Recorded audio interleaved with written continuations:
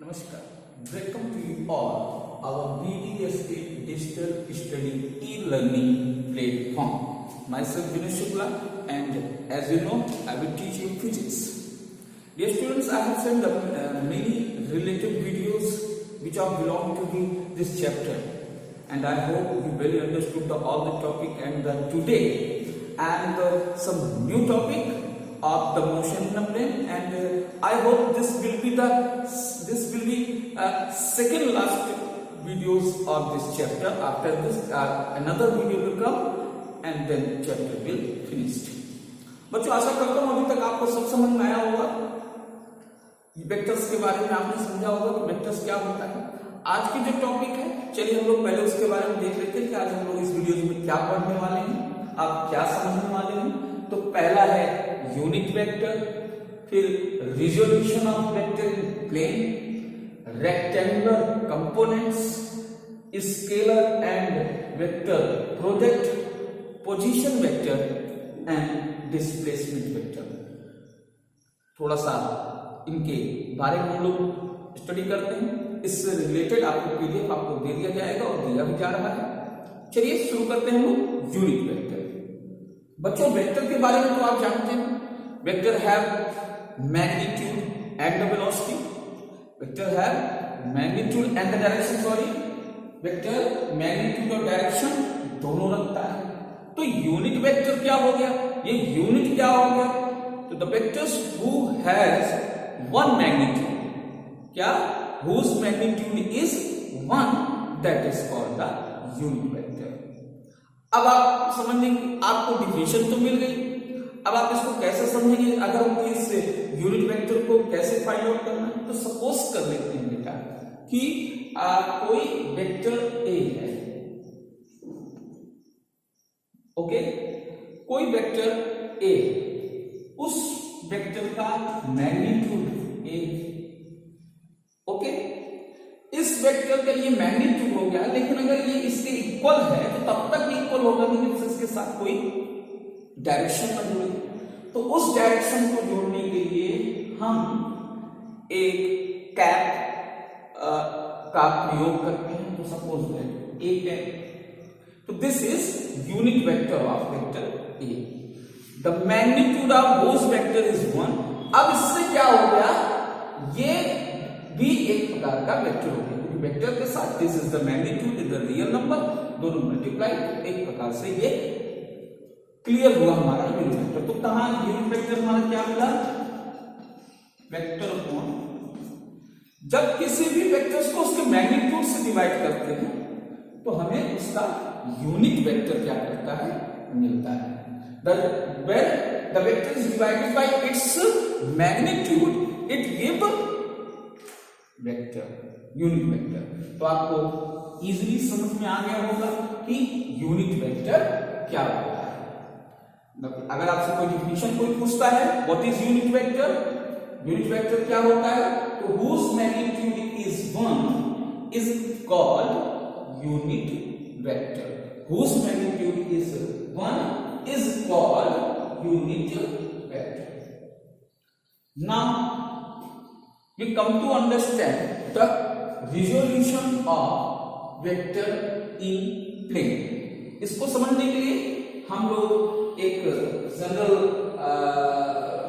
एक कॉन्सेप्ट समझते हैं, उसके जरिए समझते हैं। चलिए,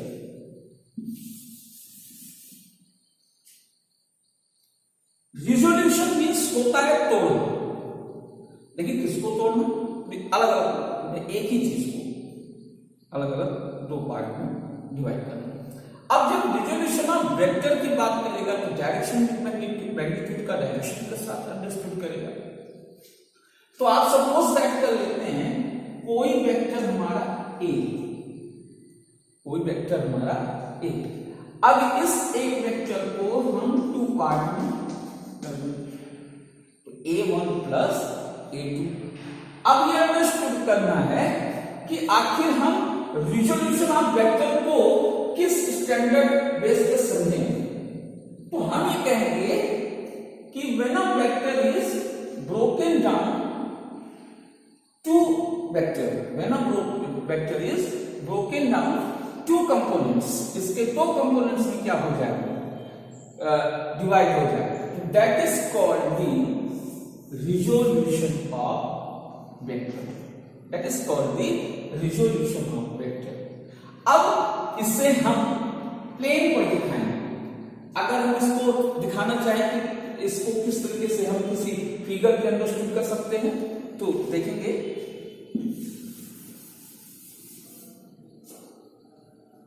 सपोज दैट कोई वेक्टर आपका a1 है, कोई वेक्टर आपका a2 है, ये इस दोनों वेक्टर को, इसी वेक्टर को जब हम ऐड करेंगे, this is a1 and a2। Okay बेटा, this is x axis and this is y axis. तो आप देखेंगे this is the a1 and a2 is the resolution vector of A। आप अच्छे समझ गए होंगे। अब नेचुरल सी बात है कि कुछ इसकी मैग्नीट्यूड होगी, कुछ इसके रियल नंबर होंगे, तो उसके साथ इसको मल्टीप्लाई करके जब लिखते हैं तो vector A is equal to, आप यहां जो बुक में बताया गया है बच्चों, वो लैम्डा और म्यू से बताया गया है, तो वो real number lambda A1 plus mu lambda A। अब ये आपका resolution of vector in plane हो गया। तो when a vector is broken down into two or more smaller vector, into two or more smaller vector, that is called resolution of vector in plane, that is called resolution of vector in plane, that is called resolution of vector in plane। I think बच्चों ये आपको समझ में आया होगा। Okay, अब हम लोग चलते हैं थोड़ी सी कुछ इसकी स्टडी आगे करते हैं। आपको रिजोल्यूशन ऑफ वेक्टर अगर अंडरस्टूड करना है तो कोऑर्डिनेट सिस्टम को अच्छे से जानना होगा। अब यहां पर एक सिंपली तरीके से हम लोग जब रेक्टेंगुलर कंपोनेंट्स को समझेंगे तो उसके पहले हम थोड़ा सा resolution of vector in plane की कॉन्सेप्ट को अच्छे से जानते रहेंगे, तब हमें रेक्टेंगुलर कंपोनेंट्स समझने में और उसको लगाने में किसी भी प्रकार की दिक्कत नहीं होगी। तो क्या कहता है हमारा रेक्टेंगुलर कंपोनेंट्स, ये कहता है बच्चों कि जो भी कंपोनेंट्स होते हैं वेक्टर्स के, they are mutually perpendicular to each other. वो सब एक दूसरे के क्या होते हैं, परपेंडिकुलर होते हैं, एक दूसरे के परपेंडिकुलर होते हैं, यानी कि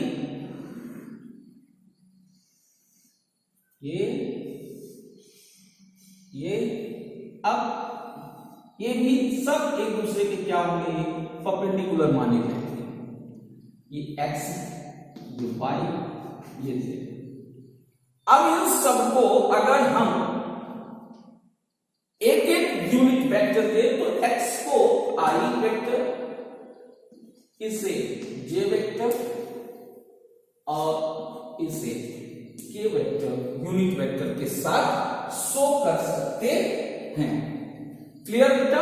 रेक्टेंगुलर कंपोनेंट्स के अंतर्गत आपको ये चीजें अच्छी तरीके से आ रही हैं कि रेक्टेंगल में क्या होता है, जो जितनी भी उसकी साइडें होती हैं वो सब एक दूसरे की क्या होती हैं, परपेंडिकुलर होती हैं। तो जब आप इनसे कोई फिगर मिलाते हुए इस तरीके से पॉइंट आउट करेंगे तो एक रेक्टेंगल बनेगा। लेकिन यहां हमको सिर्फ क्या समझना है, रेक्टेंगुलर कंपोनेंट्स क्या चीज होती है। तो अब वही जो हमारा रिजोल्यूशन ऑफ वेक्टर है, उसी रिजोल्यूशन ऑफ वेक्टर को अगर हम इस यूनिट वेक्टर के प्रोसेस में दिखा दें तो वो उसका रेक्टेंगुलर कंपोनेंट्स मान लिया जाता है। जल्दी से बनाए तो आगे चलते हैं।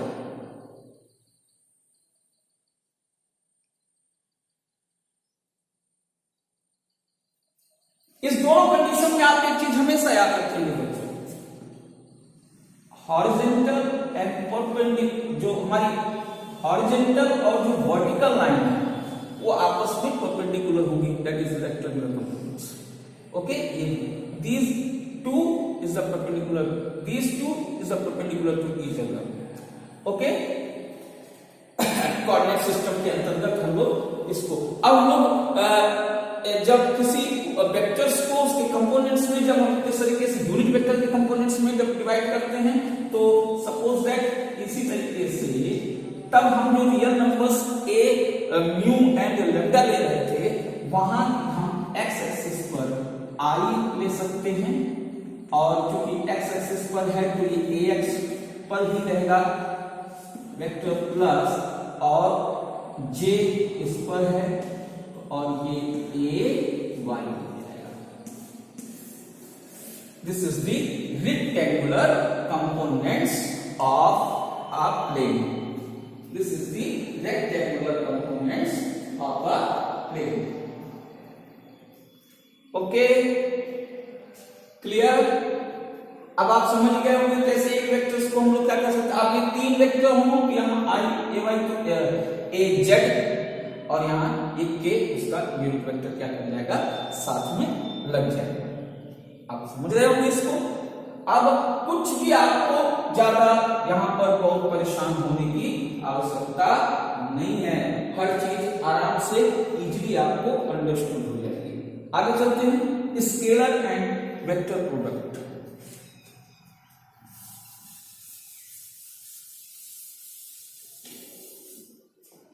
इसकी डिफिनीशन आप आसानी के साथ समझ लें बच्चों। इसकी डिफिनीशन क्या कहती है? डिफिनीशन ये कहता है, स्केलर प्रोडक्ट पहले हम समझते हैं। When two vectors are multiplied gives a scalar, this is called scalar product. And when two vectors multiplied, it gives vector, this is vector product. जो आपके 11th क्लास में दिया है बच्चों, वो बहुत सिंपल सा दिया है। कुछ इसके न्यूमेरिकल्स अभी रिवाइज सिलेबस में बहुत कम कर दिए गए हैं, इसके पहले के सिलेबस में तो बहुत ज्यादा थे, लेकिन रिवाइज सिलेबस में आपको यहाँ जानना है स्केलर एंड वेक्टर प्रोडक्ट। और जब न्यूमेरिकल का मैं वीडियो बनाऊंगा तो उस न्यूमेरिकल में इस पर बेसिस न्यूमेरिकल भी मैं आपको बता दूंगा। स्केलर एंड वेक्टर प्रोडक्ट, तो मैंने अभी आपको क्या बताया, सपोज दैट दो वेक्टर ले रहे, वेक्टर ए ले ले और वेक्टर बी ले ले। उसके बाद हम जब जो इसकी डिफिनीशन पढ़ते हैं, तो स्केलर एंड वेक्टर प्रोडक्ट को हम दो प्रकार से जानते हैं। एक जानते हैं डॉट प्रोडक्ट, एक जानते हैं हम क्रॉस प्रोडक्ट। ओके, अब dot product and cross product. When two vector, इसको आप समझ गए बेटा? थोड़ा सा मैं यहाँ क्या बना लिखा है मुझे, dot vector and cross vector, ये आप समझ गए होंगे अच्छे से, डॉट प्रोडक्ट एंड उसी दो वेक्टर का। लेकिन जब हम देखते हैं, जब हम डॉट प्रोडक्ट देते हैं, तब यहां हमको स्केलर प्रोडक्ट मिलता है, लेकिन जब क्रॉस लेते हैं तो यहां हमको वेक्टर मिलता है। ओके, तो when two vectors are multiplied and it gives vector scalar, this is called dot product. And when two vectors are multiplied, then it gives vector, it's called cross product. Clear? And now this can be written AB cos theta, and this can be AB sin theta. Is the angle which are showing the direction, and this is also the condition. तो sign की वजह से ये vector product हो जाता है, cross हो जाता है, और cos थीटा को मेंशन करते हुए, अब ये cos theta sin theta I will show in the next videos of the numerical, वहां पर मैं आपको इसको फाइंड आउट करके बता दूंगा। लेकिन आप यहां सिर्फ यहां जानना है स्केलर एंड वेक्टर प्रोडक्ट क्या है। आगे बढ़ते बेटा। Now position vector.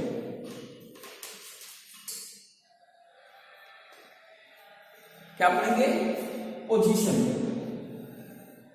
अब हम लोग जानेंगे कि पोजीशन वेक्टर क्या है। तो बहुत सिंपल है, अभी तक हम लोग रिजोल्यूशन पढ़ चुके हैं, कोई दिक्कत नहीं हुई वहां पर। ओके,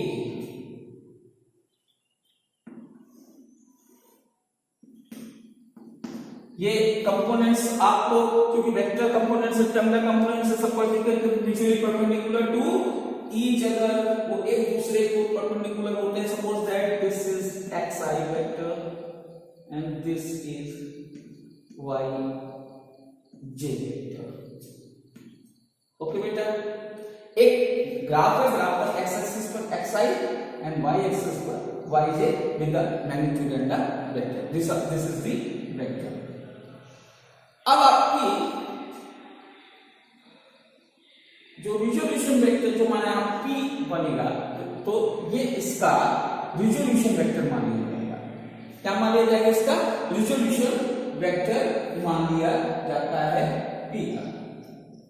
तो this is called the position vector. ये क्या कहलाता है? आपका पोजीशन वेक्टर कहलाता है। क्लियर? अब हम लोग आते हैं डिस्प्लेसमेंट वेक्टर पर। अब इस पोजीशन से एक ये पोजीशन हो गया, सपोज कर लेते हैं ये R हो गया, ये R डैश हो गया। अब यहां से जब इसको हम मिलाएंगे तो this is delta R which means is R dash minus R, जो R डैश माइनस R को घटाने पर क्या करता है? हमको मिलता है। तो दिस डेल्टा R, ये हमारा जो डेल्टा, ये हमारी दूरी है, ये हमारी क्या कहलाती है? Position vector. तो हमारी डेल्टा R क्या हो गई? पोजीशन वेक्टर, जो मिलेगा R माइनस R। ओके बेटा, by the components help we can also find the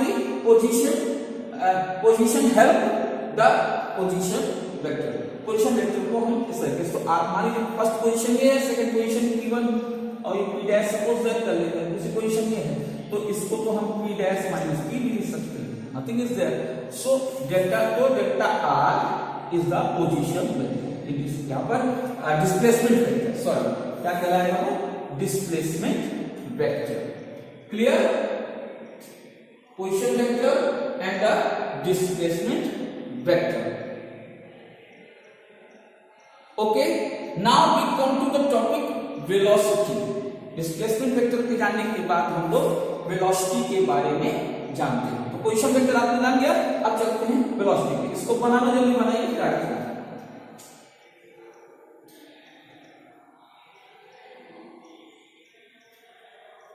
अब यहां ये जो R है, इसको रिजोल्यूशन कर लोगे तो बेटा कितना मिलेगा? R, ये जो हमारा R वेक्टर है, इसको रिजोल्यूशन वेक्टर कितना मिलेगा? xi plus yj।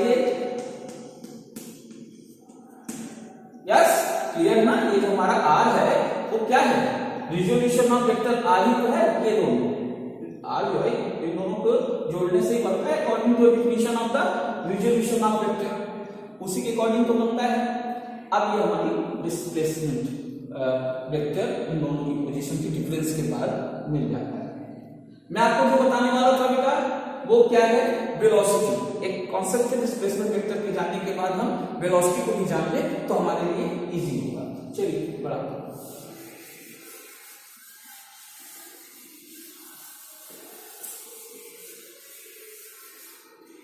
बच्चों देखिए, हमने अभी निकाला डेल्टा R बराबर R डैश माइनस R, ये क्या था? हमारा पोजीशन वेक्टर था।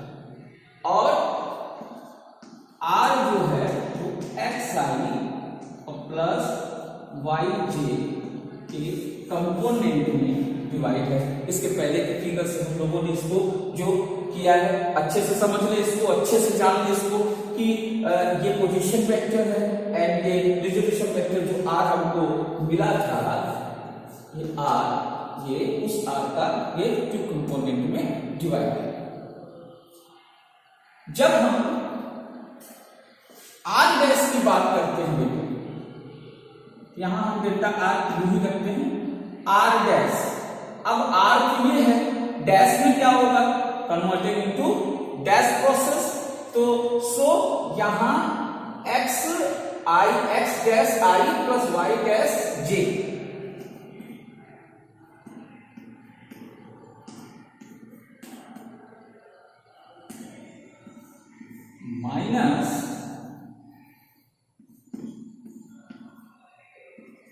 माइनस आर यानी कि एक्स आई प्लस वाई जे।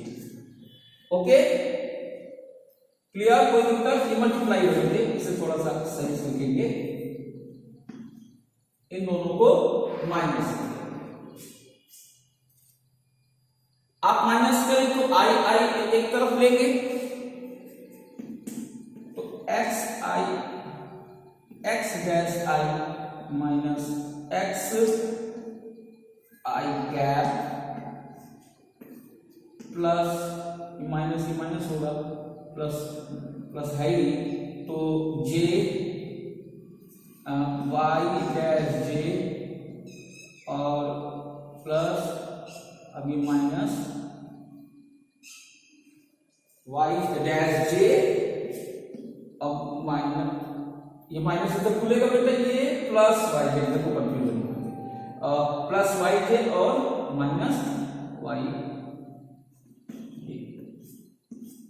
इस तरीके से। अब आप इसको क्या करना है, कॉमन आई विल कॉमन, तो x dash minus x plus j common, तो y dash minus y. Clear? जल्दी जल्दी करिए बच्चों।